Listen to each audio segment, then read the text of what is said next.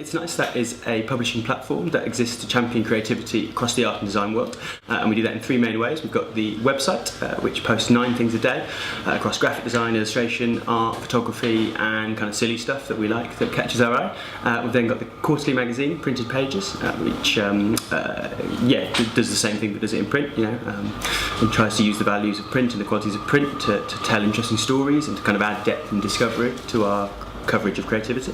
And then we have an events program as well. So we have a monthly event, and we also have a big annual conference where again we just get people whose work we really admire and people who we know are very insightful and inspirational, and give them a platform to speak directly to the audience. But I think with social media what's really important is that you think about it in the way that you engage as an individual with social media and what you like that people do on Facebook and the kind of things that engage you and interest you. And actually that's a good rule to follow when you're then running a Facebook account for 75,000 people. I think it's the same with Twitter. I think that people hate it when organisations, whether they're media organisations or brands, approach either Twitter or Facebook in a very impersonal way, and I think it's very easy to overthink social media strategies. What we try and do is run It's Nice That social media with a tone and with a focus that a good friend that you might have on Facebook or someone on Twitter you really admire. We're not trying to be too clever about it, I don't think. But I think that social media sometimes is held up as the kind of the great golden thing that's going to save everything. You still have to have a good magazine. Social media is part of an editorial strategy, but it's not an editorial ends in its own right. Ultimately, yes, we can tell 100,000 people that we have a magazine, but if 5,000 people buy the magazine and hate the magazine, they're not going to buy it again. So I think social media is great in the short term, but editorial qualities and values are the thing that builds and expands long term.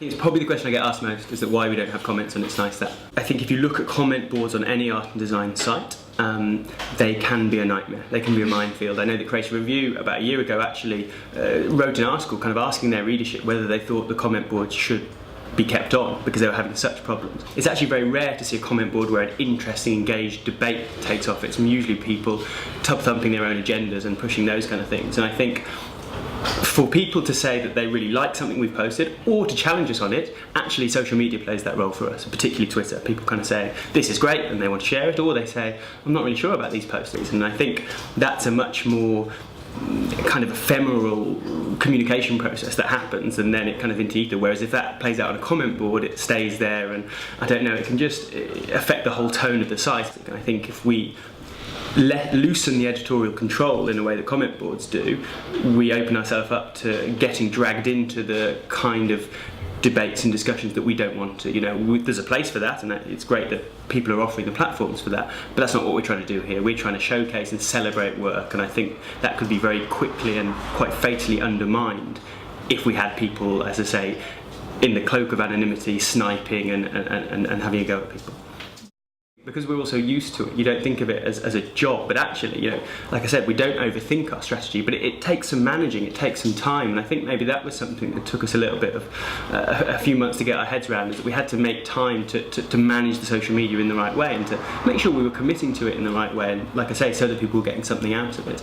I think that it's really important that it's not confusing, that particularly if you come to the Twitter feed new, and you read down, that it seems to be jumping around in tone. And actually what's interesting is that if someone's away and someone who doesn't usually run the Twitter feed takes over it, people notice and people quite often comment on it. So that's a real challenge, that we have to try and make sure that It's Nice That voice that we're obviously so careful of and controlling of online, that we also have that same voice, on Twitter, on Facebook, even on Instagram. And it took us a while to work out what we wanted to do with Instagram. We've tried a few different things, and what we've come to now is that we don't have a kind of studio blog or anything like that, and actually we use it to give people a real insight into, I think, the fantastic books and magazines that we get sent every day. I think it's a really nice thing, but also the weird postcards, or occasionally someone will, drop us in a cake or something quite weird, and I think that it humanises a little bit what goes on here, and I think people are quite interested to get a sense of that.